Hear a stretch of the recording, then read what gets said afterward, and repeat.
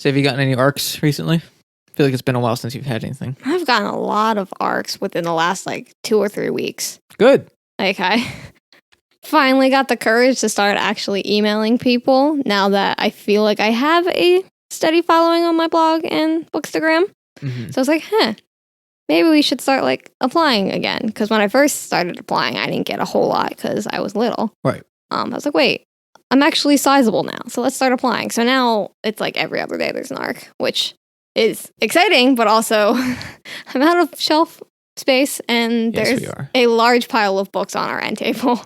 So I'm very behind in all sorts of reading. But the book that I wanted to talk about this month isn't actually an arc. It's not indie, but it's small.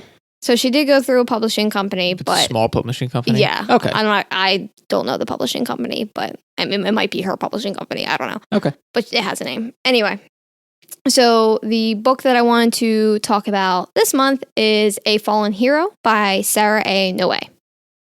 So I actually received this book because her publicist reached out to me.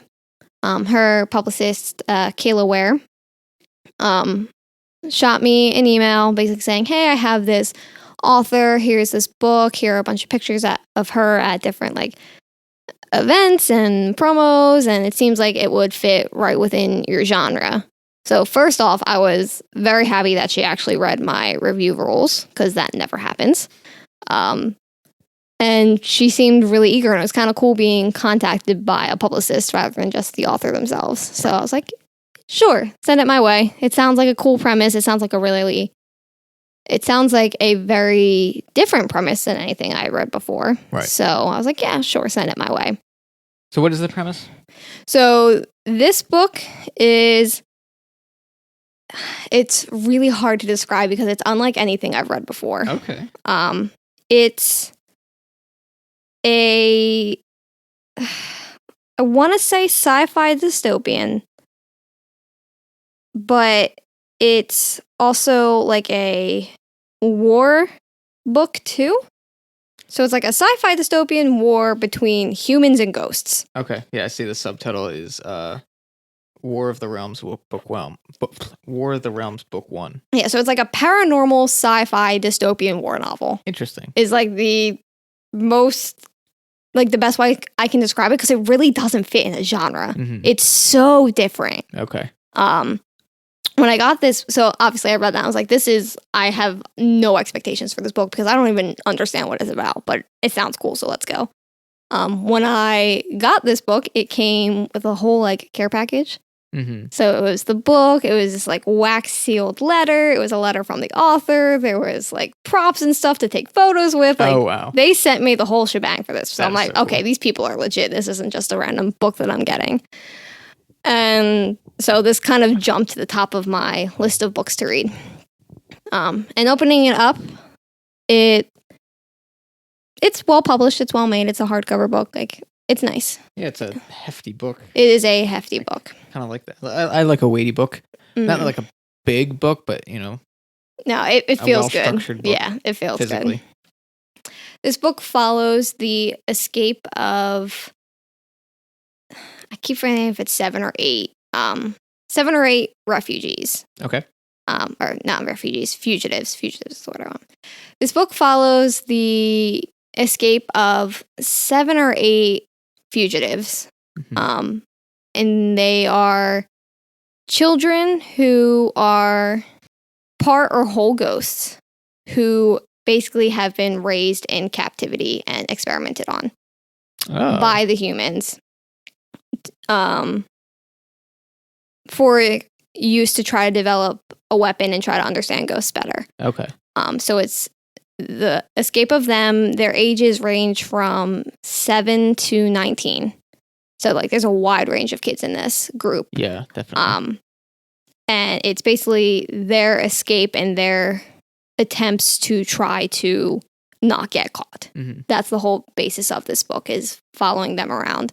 Right. Now, don't answer this if you can't, but when you say ghosts, is it literally dead people or is it some other form of being? It's clarified later on that Okay. there's different types of ghosts. There are ghosts that are the undead, and then there are ghosts that are not dead people. Okay. It's hard to explain. It's explained really well in the book. All right, we'll leave it but to that I then. can't quite remember the right wording for it. Mhm. But besides their storyline, there's also the storyline of the agents who are trying to get them back, the rundown town that is right on the border of how the ghosts are getting into the human world.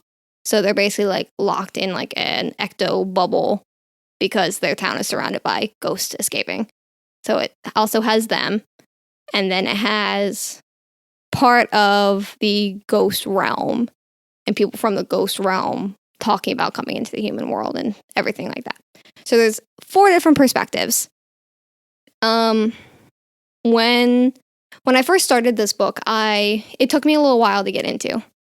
It took me about 100 or so pages to fully understand the book because it is so different. Okay. Like Sarah does a fantastic job of world building, and she creates a world that is entirely unique. Like it's clearly from her mind and it's not based off of anything else. Okay. So it took a little longer to fully grasp the different angles of that world. Right, because there's nothing else that I could base off of. It was like, Right. oh yeah, I understand You this. can't just say it's Tolkien-esque or it's... Exactly. Okay. I can't say, oh, I know this mythology, so I know the basis of this. It's like, Right, this is okay. so different, and she explains every bit of it. Like, Okay. there's no point where you're like, wait, that doesn't quite make sense, because she does explain it later on. So she Okay. has fully thought out this world. It just takes a little while to get there.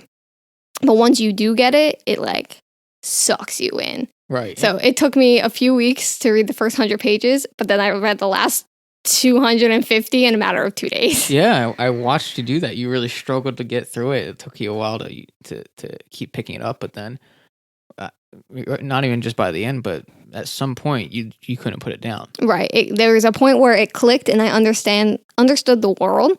And there's also a ton of characters, which was also hard for me. Oh, yeah. There it's is always like, you read a book, you have 5 or 6 characters. Like there's background characters whose names pop up once in a while, but you don't really need to know their names. You only really need to know like 5 or 6. This book has like 15 to 18 people that are named and important. So you have to remember all of these different people and who does what and who goes where and who's in which setting. Right. And they're not like crazy names either. Like they're normal names. So it took me a while to remember who went where. I struggle with that with any kind of book that has so many characters. Even Aurora Rising was pushing it. Yeah. With how many characters. So I can't imagine having that many characters in one book. It's you gotta be careful with that because it's so you could really lose track on who is doing what and why they're doing something and what their motive is because you don't even remember who they are. Right. And there's definitely some characters where I feel an emphasis was put on them, but they weren't really that important. Like I didn't actually need to know their name. Okay. But plenty of them were important. And I'm glad that they were named characters and that I knew them. All right. It just took me a while to get to know them. But then once I did know them, I like fell in love.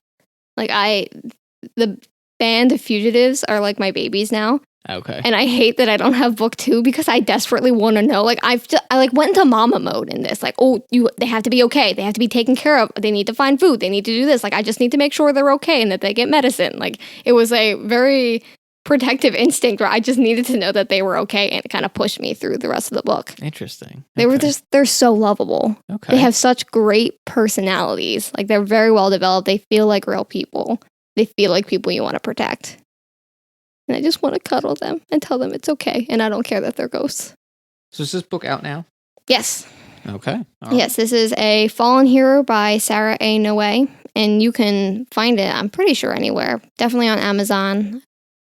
Not sure where else. All that matters. Unless you want to support your local place, just go for Amazon. Yeah. I doubt it'll be in a local store. It might be in Barnes & Noble, but it's definitely on Amazon.